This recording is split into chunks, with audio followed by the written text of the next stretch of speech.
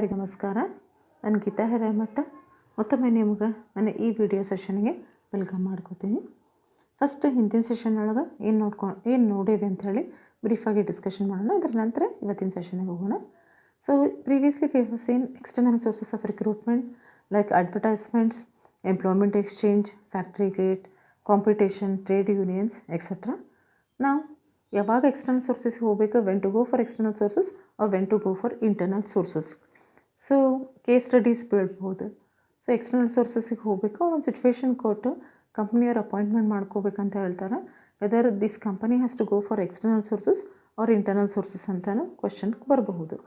ಆವಾಗ ನೀವು ಅನಲೈಸ್ ಮಾಡಬೇಕು, ಸಿಚುವೇಶನ್ ಅನಲೈಸ್ ಮಾಡಿ whether they should go for external sources or internal sources ಅಂತೇಳಿ ಮೆರಿಟ್ಸ್ ಮತ್ತು ಡಿಮೆರಿಟ್ಸ್ ಬೇಸ್ ಮ್ಯಾಗೆ you can decide. Now in this session, let us see what is recruitment process, policies and methods of recruitment. So now ಒಂದು recruitment process ಮಾಡಬೇಕಂದ್ರೆ ಏನೇನು ಇರಬೇಕಲ್ಲಿ. So what are the prerequisites of a good recruitment process. ಒಂದು ಉತ್ತಮ ನೇಮಕಾತಿ ಪ್ರಕ್ರಿಯೆ ಆಗಬೇಕಂದ್ರೆ ಅಲ್ಲಿ ಏನೇನು ಇರಬೇಕು, ಹೆಂಗೆ ಇರಬೇಕದು ರಿಕ್ರೂಟ್ಮೆಂಟ್ ಪಾಲಿಸಿ ಅಂತೇಳಿ. First and the most important is it should be confirmed with special policies.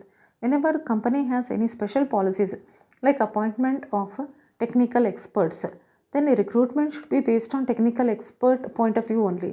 Now for example, related with technical experts, when company's special policy is related with appointment only technical experts, so at that time external sources, schools, colleges, which colleges they should go for, ಯಾವ ಕಾಲೇಜಿಗೆ ಹೋಗ್ಬೇಕು, ಅವರು engineering ಕಾಲೇಜಿಗೆ ಹೋಗ್ಬೇಕು. Technical candidates ಎಲ್ಲಿ ಸಿಗ್ತಾರೆ ಅಲ್ಲೇ ಹೋಗ್ಬೇಕು.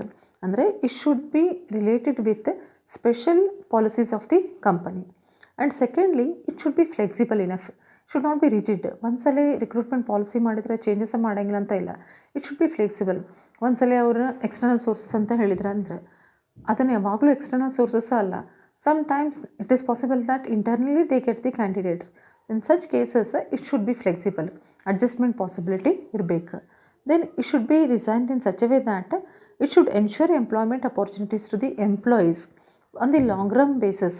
ಬರೀ ಒಂದು ತಿಂಗಳಿಗೆ ಅಪಾಯಿಂಟ್ಮೆಂಟ್ ಮಾಡಿಕೊಂಡು 4 ತಿಂಗಳಿಗೆ ಅಪಾಯಿಂಟ್ಮೆಂಟ್ ಮಾಡಿಕೊಂಡು ಇಲ್ಲ, ಲಾಂಗ್ ರನ್ ಬೇಸಿಸ್ ಮ್ಯಾಗ ಎಂಪ್ಲಾಯಿ ಪಾಯಿಂಟ್ ಆಫ್ ವ್ಯೂನು ಥಿಂಕ್ ಮಾಡಿ it should B employability.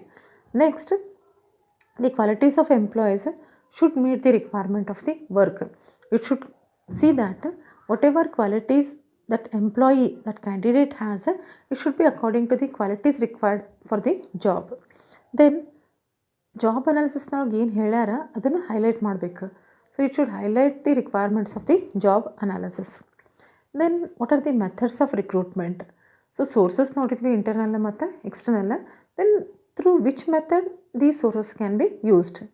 So we have all together internal methods, direct method, indirect methods, third party methods and internet recruitment.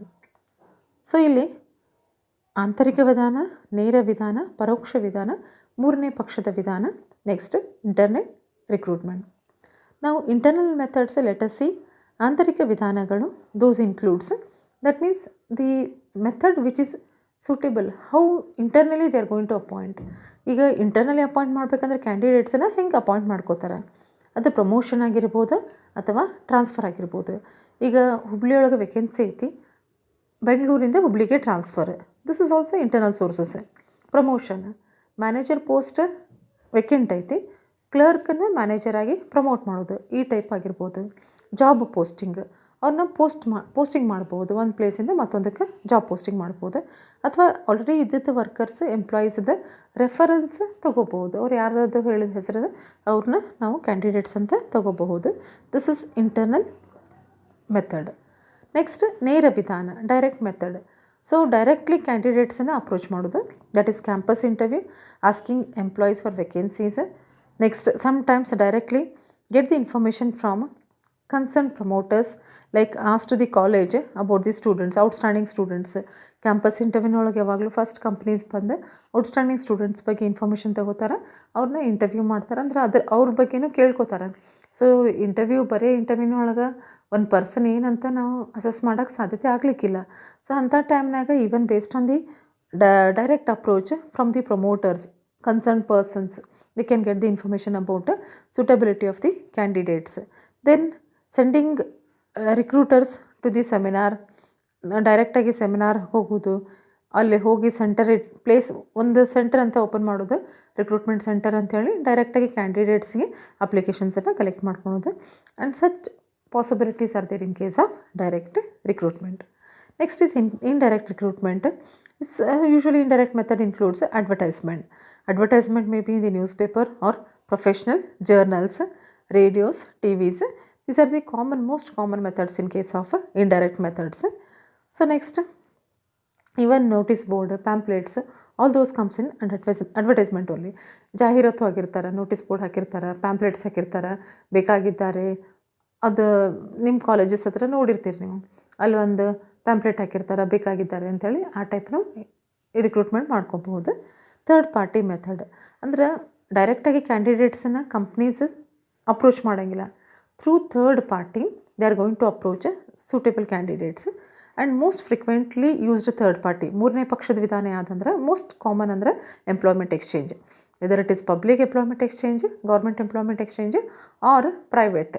So public employment exchange, so it is most of the workers, most of the candidates for their jobs, their required jobs, they give their application, they register themselves with these employment exchange who help to provide the job. And private employment agencies, they also do similar work. Those who are interested, they register with the private employment exchanges and they charge some fees for their work, and they also have contacts with the companies, so they provide applications of suitable candidates to the company. Then we have most important and very modern technique is internet recruitment. It is the new technique of recruitment, and nowadays for recruitment many of the companies they go for internet recruitment. So why it is increasing, importance of internet recruitment is increasing is because cost is less and it is very fast. At a very fast this cycle can be completed, recruiting cycle can be completed. ಅಂದರೆ ಭಾಳ ಫಾಸ್ಟಾಗಿ application, call form ಇಂಟರ್ವ್ಯೂಗೆ, selection. ಅದು offline ಒಳಗಂದ್ರೆ it may takes its own time.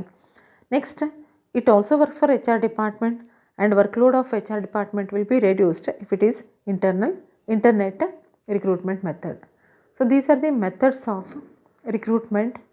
So go through these multiple choice questions, try to give the answers for these multiple choice questions. And in case of recruitment, try to find out the process. So how this recruitment is done, because every day we are seeing so many advertisements related with recruitment.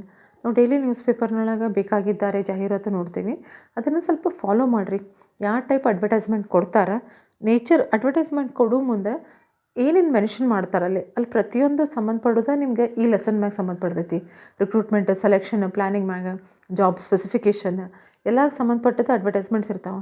ಯಾವ type advertisements ಕೊಡ್ತಾರೆ ಅದ್ರೊಳಗೆಲ್ಲ ಕೊಡ್ತಾರೆ ಅವರು. ಅಂದರೆ ಜಾಬ್ನೊಳಗೆ ಏನೈತಿ, ಏನೇನು include ಆಗೈತಿ, plus ಎಷ್ಟೆಷ್ಟು ಮಂದಿನ ನೀವು ಜಾಬಿಗೆ ಅಪ್ಲೈ ಮಾಡಿದ ಕೂಡಲೇ, ನಿಮಗೆ ಜಾಬ್ ಸಿಕ್ಕಿಕೊಳ್ಳೆ, ಇಂಟರ್ವ್ಯೂ ಎಲ್ಲ ಆದ್ಕೂಳೆ ಸಿಕ್ಕಿಕೊಳ್ಳೆ ನೀವು ಎಷ್ಟು ಮಂದಿಗೆ ನೀವು ರಿಪೋರ್ಟ್ ಮಾಡಬೇಕು ಅಥವಾ ಯಾರಿಗೆ ನೀವು ರಿಪೋರ್ಟ್ ಮಾಡಬೇಕು, ನಿಮಗೆ ಎಷ್ಟು ಮಂದಿ ರಿಪೋರ್ಟ್ ಮಾಡ್ತಾರೆ, ಅದೆಲ್ಲ ಇನ್ಫಾರ್ಮೇಷನ್ ಅಡ್ವರ್ಟೈಸ್ಮೆಂಟ್ನ ಕೊಟ್ಟಿರ್ತಾರೆ ಯೂಶ್ವಲಾಗಿ. ಆಮೇಲೆ ನೇಚರ್ ಆಫ್ ವರ್ಕ್ ಹೆಂಗೈತಿ, ಅಲ್ಲಿ ರಿಸ್ಕ್ ಯಾವ ಟೈಪ್ ಕ್ಯಾಂಡಿಡೇಟ್ಸ್ ಇರಬೇಕು, ಅವ್ರು ಒಮ್ಮೊಮ್ಮೆ ಹೇಳಿರ್ತಾರೆ ರಿಸ್ಕ್ ತೊಗೊಳಕ್ಕೆ ರೆಡಿ ಇರುವಂಥ ಕ್ಯಾಂಡಿಡೇಟ್ಸ್ ಬೇಕಾಗಿದ್ದಾರೆ. ನೀವು ಪ್ರತಿಯೊಂದು ಅಡ್ವರ್ಟೈಸ್ಮೆಂಟ್ ಬೇಕಾಗಿದ್ದಾರೆ ನೀವು ಓದ್ಕೊಂಡು ಕಲೆಕ್ಟ್ ಮಾಡ್ಕೊಂಡು ಕಂಪ್ಯಾರಿಸನ್ ಮಾಡಿದರೆ ನಿಮ್ಗೆ ಯಾವ ಟೈಪ್ ನೇಚರ್ ಆಫ್ ವರ್ಕ್ ಐತೆ ಅಂತ ಅಂಡರ್ಸ್ಟ್ಯಾಂಡ್ ಆಕೈತಿ. So try to collect such practical advertisements. ಆಮೇಲೆ ಈವನ್ ಇನ್ ಕೇಸ್ ಆಫ್ ಬೇರೆ ಬೇರೆ ವೆಬ್ಸೈಟ್ಸ್, Naukri.com, ಅದ್ರಾಗ ಅವ್ರು ಯಾವ ಟೈಪ್ ವರ್ಕ್ ಮಾಡ್ತಾರೆ ಸ್ವಲ್ಪ ವೆರಿಫೈ ಮಾಡಿರಿ.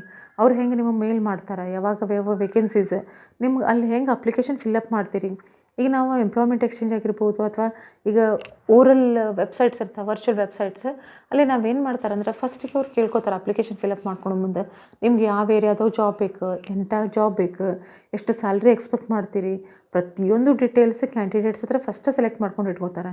ಆಮೇಲೆ ಕಂಪ್ನೀಸ್ ಯಾವಾಗ ಆ ಎಂಪ್ಲಾಯ್ಮೆಂಟ್ ಎಕ್ಸ್ಚೇಂಜಸನ್ನು ಅಪ್ರೋಚ್ ಮಾಡ್ತಾರೆ ಅಥವಾ ಈ ವರ್ಚುವಲ್ ವೆಬ್ಸೈಟ್ಸನ್ನು ಅಪ್ರೋಚ್ ಮಾಡಿದಾಗ ಗೊತ್ತಾಗ್ಬಿಡ್ತೈತಿ ಈ ಕ್ಯಾಂಡಿಡೇಟ್ಸ್ ಅಂದರೆ ಅಲ್ಲಿ ಕ್ವಿಕ್ಕಾಗಿ ಅಲ್ಲೆಲ್ಲ ಫಿಲ್ಟ್ರ್ ಆಗಿಬಿಡ್ತಾರೆ. ಫಿಲ್ಟ್ರ್ ಮಾಡಿನೇ ಕ್ಯಾಂಡಿಡೇಟ್ಸ್ ಕೊಡ್ತಾರೆ ಅವ್ರಿಗೆ. ಆಮೇಲೆ ಒಂದ್ಸಲ ಅಪ್ಲಿಕೇಶನ್ ಹಾಕಿಲ್ಲ ನನಗೆ ಇಂಥ ಜಾಬ್ ಬೇಕಾಗಿಲ್ಲ ಅಂತ ಅನ್ನೋ ಬದಲಿ ಫಸ್ಟಿಗೆ ಈ ಎಂಪ್ಲಾಯ್ಮೆಂಟ್ ಎಕ್ಸ್ಚೇಂಜಸ್ ಅಥವಾ ಈ ವೆಬ್ಸೈಟ್ಸ್ ಫಸ್ಟಿಗೆ ಫಿಲ್ಟರ್ ಮಾಡಿಬಿಡ್ತಾರೆ. ಫಿಲ್ಟರ್ ಮಾಡಿ ಅವ್ರು ಹೆಂಗೆ ಮಾಡ್ತಾರಂದ್ರೆ ನನಗೆ ಫಾರ್ ಎಕ್ಸಾಂಪಲ್ ಕ್ಯಾಂಡಿಡೇಟ್ ನೀವು ಮುಂದೆ ನೀವು ಹಾಕಿರ್ತೀರಿ, ಕ್ಯಾಂಡಿಡೇಟ್ ಮುಂದೆ ಹಾಕಿರ್ತೀರಿ ನನಗೆ ಇಂಥಲ್ಲೇ ಜಾಬ್ ಬೇಕಂತ ಹೇಳಿ. ಅವ್ರು ಕೇಳಿರ್ತಾರೆ ಎಲ್ಲಿ ಪ್ರಿಫರ್ಡ್ ಏರಿಯಾ ಅಂತ ಕೇಳಿರ್ತಾರೆ, ಪ್ರಿಫರ್ಡ್ ಜಾಬ್ ಕೇಳಿರ್ತಾರೆ, ಪ್ರಿಫರ್ಡ್ ಸ್ಯಾಲ್ರಿ ಕೇಳಿರ್ತಾರೆ. ನೀವು ಫಾರ್ ಎಕ್ಸಾಂಪಲ್ ಬ್ಯಾಂಗ್ಳೂರ್ನಾಗ ಜಾಬ್ ಬೇಕಂತ ಹೇಳಿದ್ರೆ ಬ್ಯಾಂಗ್ಳೂರು ಸಂಬಂಧಪಟ್ಟದ್ದು ಜಾಬ್ ಇದ್ದಾಗ ಮಾತ್ರ ನಿಮ್ಗೆ ಕಾಲ್ ಫಾರ್ಮ್ ಮಾಡ್ತಾರೆ. ಹಿಂಗೆ ಕಾಸ್ಟು ಲೆಸ್ ಆಕೈತಿ, ಪ್ಲಸ್ ಭಾಳ ಸೂಟೇಬಲ್ ಅನಿಸ್ತೈತಿ. ಸೊ ಇದು new way of making the recruitment. ಸ್ವಲ್ಪ ಇವು ಪ್ರಾಕ್ಟಿಕಲ್ ಆಸ್ಪೆಕ್ಟ್ಸನ್ನು ಕಲೆಕ್ಟ್ ಮಾಡ್ಕೊರಿ, ಅಂದ್ರೆ ನಿಮ್ಗೆ practically will be expose to this process. Okay, thank you. ಇದನ್ನು ನೆಕ್ಸ್ಟ್ ಆಸ್ಪೆಕ್ಟ್ ನೆಕ್ಸ್ಟ್ ಸೆಷನ್ ಒಳಗೆ ನೋಡೋಣ.